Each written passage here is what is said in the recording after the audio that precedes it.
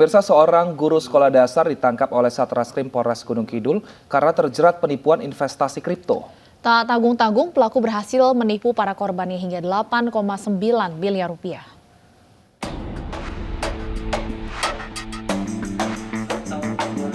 Inilah Andreas P. yang sudah dijadikan tersangka penipuan investasi bodong jenis kripto oleh Polres Gunung Kidul.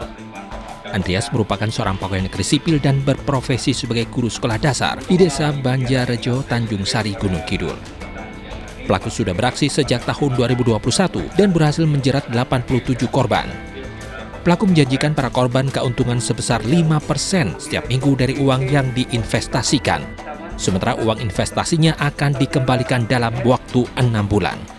Total pelaku sudah berhasil mengumpulkan uang dari para korban sebesar 8,9 miliar rupiah. Sementara pelaku mengaku mengalami kerugian sebesar 850 juta rupiah untuk modal menjalankan investasi. Perusahaan ini dan sejauh ini juga mengalami kerugian yang juga lumayan banyak, sekitar 850 juta rupiah untuk saya. Berhasil untuk mengungkap, sementara satu tersangka nanti akan dilakukan pendalaman lebih lanjut.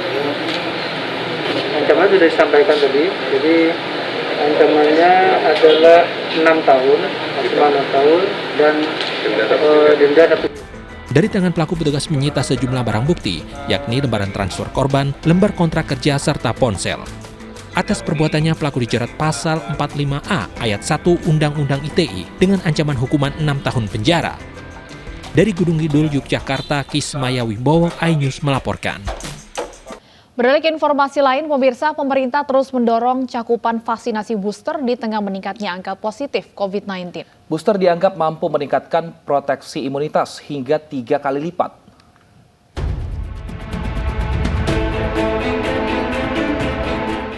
Di tengah meningkatnya kembali kasus positif COVID-19 dan berkembangnya varian baru virus COVID-19, pemerintah tengah menggencarkan pemberian vaksin booster.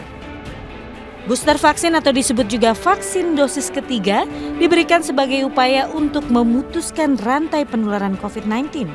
Vaksin booster ini dinilai dapat meningkatkan efektivitas vaksin COVID-19 yang sebelumnya sudah diberikan. Hal ini lantaran seiring berjalannya waktu, efektivitas vaksin dosis pertama dapat melemah sehingga perlindungan terhadap virus pun menurun. Menurut epidemiolog Griffith University Diki Budiman, ia menyatakan vaksin dosis ketiga terbukti meningkatkan proteksi imunitas hingga 3 kali lipat. Dosis ketiga bahkan dosis keempat pada kelompok-kelompok berisiko itu terbukti, bahkan meningkatkan proteksi imunitas sampai 2-3 kali lipat.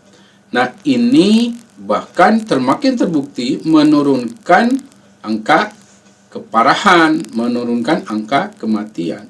Jadi kalau ada orang yang mengatakan bahwa buat apa dilakukan vaksinasi berkali-kali tapi tetap terinfeksi, ya memang vaksin ini saat ini masih ada keterbatasan. Tapi keterbatasan itu di tengah adanya manfaat atau kelebihan, yaitu mencegah keparahan maupun mencegah kematian. Untuk meningkatkan capaian vaksinasi booster, pemerintah melalui Satgas COVID-19 mengeluarkan aturan baru seperti syarat masuk mal dan pelaku perjalanan dalam negeri yang mewajibkan vaksin booster. Tim Liputan iNews melaporkan. Nah, pemirsa, vaksin booster kini jadi syarat masuk mal dan berbagai tempat umum lainnya. Tentu saja aturan ini sebagai langkah antisipasi untuk mengantisipasi kenaikan angka COVID-19. Betul sekali, dan untuk mengetahui seperti apa sistem pemeriksaan vaksin booster bagi pengunjung mal, sudah bersama kami Revika Sibarani di Mall Grand Indonesia dan Maria Elizabeth di Mall Tunjungan Plaza, Surabaya. Kita akan awali dari Jakarta terlebih dahulu. Revika, seperti apa pemeriksaan vaksin booster bagi pengunjung di sana? Ya, Stefani, Wilson, dan pemirsa, benar sekali bahwa sejak tanggal 17 Juli lalu pemerintah mewajibkan vaksinasi lanjutan dosis ketiga atau booster sebagai syarat untuk masuk ke area publik, salah satunya adalah mal atau pusat perbelanjaan.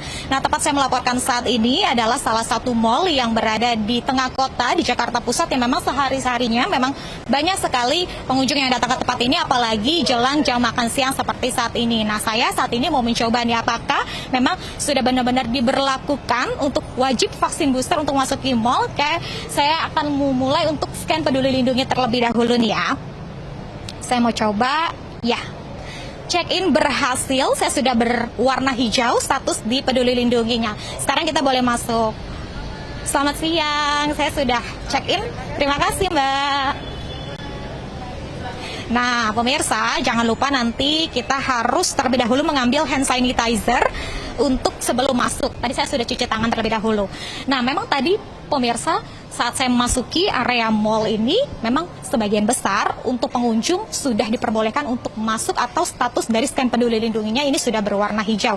Akan tetapi kenyataannya ternyata tidak sedikit masyarakat atau pengunjung yang masih statusnya warna kuning ataupun merah di Peduli Lindungi lantaran belum memenuhi vaksinasi booster atau vaksinasi dosis ketiga, sehingga ini memang dengan ketat pengamanan di tempat ini tidak memperbolehkan pengunjung tersebut untuk masuk. Nah, saya mau langsung saja nih mau terkait hal ini mau berbincang langsung dengan pihak dari Corporate Communication Manager di Mall GI ini dengan Ibu Dinia Widodo. Selamat siang Ibu. Hai, selamat siang. Ibu, terkait mulai 17 Juli kemarin kan memang sudah diberlakukan wajib booster masuk mall nih ya. Betul. Nah, seberapa banyak sih masyarakat atau pengunjung yang sudah boleh masuk atau banyak yang belum boleh masuk nih? Oke.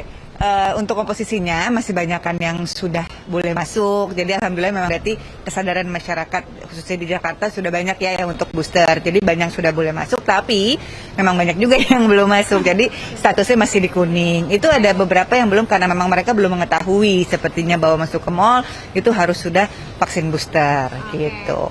Kemudian nih, solusi yang diberikan dari pihak mall seperti apa untuk masyarakat atau pengunjung yang belum boleh masuk nih? Nah, kita kebetulan karena kita tahu ada kebutuhan dari masyarakat yang memang belum mendapatkan booster, kita menyediakan center vaksinasi di Grand Indonesia, lokasinya di West Mall, di ground floor, sama agak sedikit di luar dari Grand Indonesia. Jadi itu bisa meng-cater kebutuhan stakeholders kita, jadi bisa dari tenan, customer, siapapun juga gitu ya mau datang untuk booster bisa gitu. Jadi kalau memang ditolak untuk masuk, silakan langsung booster di tempat kami. Terakhir nih, Ibu, terkait harapan dari pihak manajemen kepada seluruh customer yang masuk ke mall ini, begitu apa nih terkait kebijakan baru dari pemerintah? Ya, semoga semuanya bisa bisa konsisten dan tetap melakukan implementasikan protokol kesehatan gitu ya selama di Grand Indonesia juga, karena kita juga secara mall kita memang selalu mengikuti keputusan dari pemerintah gitu apapun itu juga, dan demi keberlangsungan perekonomian dan kesehatan semuanya juga kan ya Mbak ya gitu. Jadi kita semua peraturan kita pasti akan turuti. Kita alhamdulillah kita sudah 100% masuk boleh masuk kapasitasnya. Lalu kita jam mallnya juga bukanya juga sudah mulai normal dari jam 10 sampai jam 10.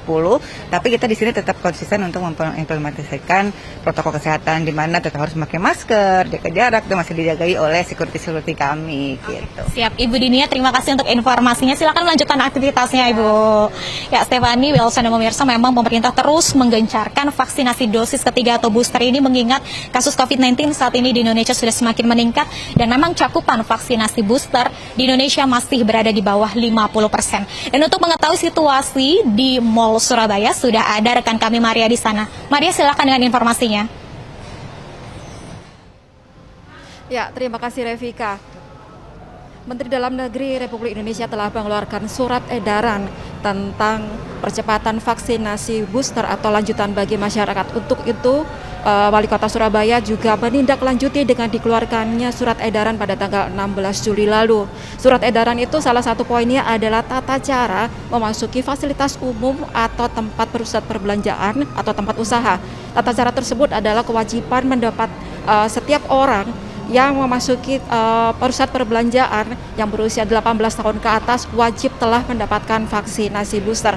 Untuk vaksinasi booster tersebut telah dibuktikan dengan adanya scan Peduli Lindungi. Saya akan coba, saat ini saya berada di pusat perbelanjaan Tunjungan Plaza Surabaya. Saya akan scan untuk Peduli Lindungi, apakah saya bisa masuk ke mall ini.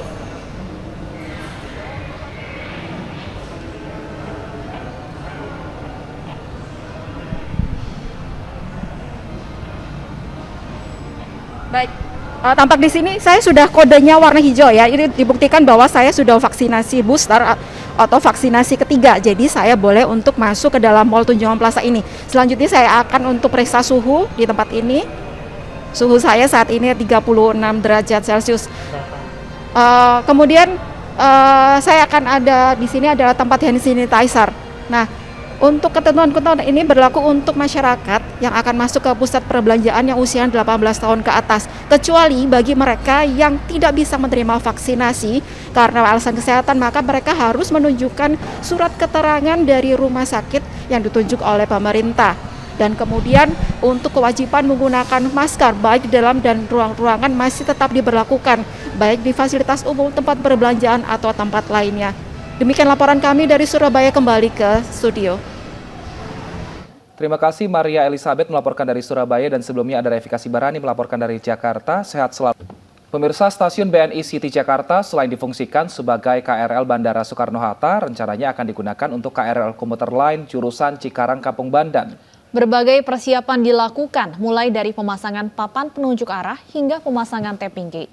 Stasiun BNI City menjadi rute baru KRL komuter lain perjalanan KRL rute Cikarang Kampung Bandan.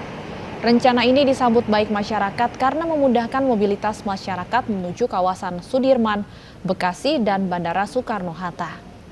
Namun hingga kini belum ada informasi resmi dari pihak terkait mengenai jadwal operasional di stasiun BNI City yang akan difungsikan juga sebagai KRL komuter lain. Sebenarnya sangat membantu sih, karena kan tujuan Cikarang itu kan Bekasi ya. Nah, sedangkan banyak penumpang dari arah Bogor juga kan. Nah, biar gak terjadi penumpukan juga sih sebenarnya gitu. Kalau saya setuju ya, karena bisa lebih simpel aksesnya ke BNI. Kan kita juga sering keluar kota ya, ke bandara gitu ya, daripada turun sini naik